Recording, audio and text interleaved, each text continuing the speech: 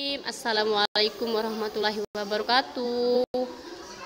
Bertemu kembali pada saya Haryati, nomor UKG 2018 00337252. Kembali lagi kita pada aksi yang kedua pertemuan pertama. Yuk kita bahas materi mengenai persediaan. Kita masuk ke materi tentang persediaan. Persediaan ini merupakan terbagi menjadi dua. Ada persediaan barang dagang, ada persediaan perusahaan barang dagang, ada juga persediaan perusahaan manufaktur. Ini merupakan bab keempat semester 1.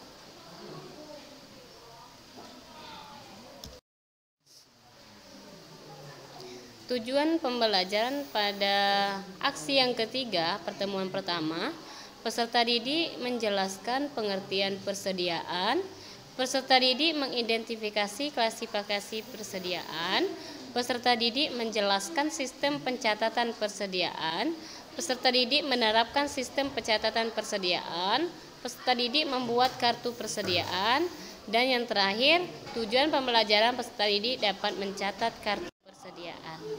Mengapa kontrol persediaan penting?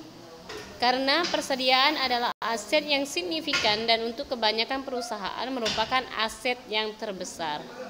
Persediaan merupakan pusat aktivitas utama dari perusahaan dagang. Laporan internal terhadap persediaan. Laporan penerimaan barang dagang, pesanan pembelian setuju. Apabila laporan penerimaan barang setuju dengan pesanan pembelian setuju, maka masuklah ke faktur pembelian maupun faktur penjualan.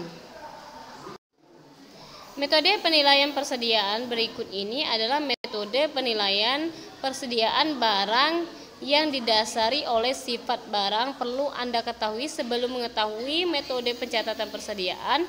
1. First in first out atau FIFO. Metode FIFO adalah metode penilaian barang di mana persediaan barang yang pertama kali masuk yaitu barang yang keluar terlebih dahulu pertama kali. Sedangkan metode FIFO biasanya digunakan terhadap barang yang memiliki fluktuasi tinggi seperti contoh bahan-bahan pokok. Selanjutnya, di sini yang kedua itu menggunakan last in first out atau LIFO. Metode LIFO adalah metode penilaian barang yang persediaan barang yang pertama kali keluar merupakan persediaan barang yang masuk terakhir. Yang terakhir itu ada metode average atau metode ini merupakan metode rata-rata. Metode penilaian persediaan barang yang membagikan antara ketersediaan barang untuk dijual dengan jumlah barang yang tersedia. Jadi metode ini berada di tengah-tengah metode LIFO dan FIFO. Jadi ada 3 metode, metode FIFO, metode LIFO, dan metode average. Metode juga atau sistem itu ada sistem perpetual. Metode atau sistem perpetual adalah metode pencatatan persediaan barang yang mencatat persediaan barang dagang ketika terdapat transaksi penjualan. Jika terdapat transaksi penjualan yang mempengaruhi perubahan persediaan barang dagang, maka rekening persediaan juga dicatat pada saat itu juga. Selanjutnya itu ada metode fisik atau periodik. Metode pencatatan persediaan barang yang kedua yaitu metode periodik atau phasing. Metode ini memiliki perbedaan dengan metode yang sebelumnya karena persediaan barang tidak secara langsung dicatat ketika ada transaksi. Namun, persediaan barang dicatat ketika akhir periode penjualan. Caranya dengan mengecek semua persediaan barang secara langsung. Pengaruh salah satu persediaan pada laporan keuangan. Persediaan barang dagang pada aktiva itu pada kewajiban, ekuitas, laba rugi. Sedangkan harga pokok penjualan itu pada biaya dan beban serta pendapatan. Jika persediaan barang dagang kelebihan, harga pokok penjualan kekecilan, laba kotor dan bersih kelebihan, ekuitas pemilik akhir kelebihan. Asumsi arus biaya persediaan. FIFO. Barang yang dibeli, barang yang dijual. Pertama, barang yang dibeli itulah barang yang dijual.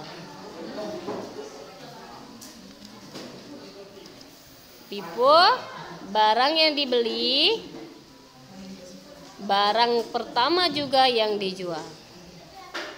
Arus biaya yang keluar, harga pokok penjualan merupakan arus biaya yang masuk terlebih dahulu, sehingga biaya yang tercatat pada akun persediaan adalah biaya yang belakangan masuk. Asumsi arus biaya persediaan LIFO. Barang dibeli, barang yang dijual. Arus biaya yang keluar, harga pokok penjualan merupakan arus biaya yang masuk belakangan, sehingga biaya yang tercatat pada akun persediaan adalah biaya yang terlebih dahulu masuk. Asumsi arus biaya persediaan average cost. Barang dibeli, barang yang dijual. Arus biaya merupakan rata-rata biaya yang terjadi.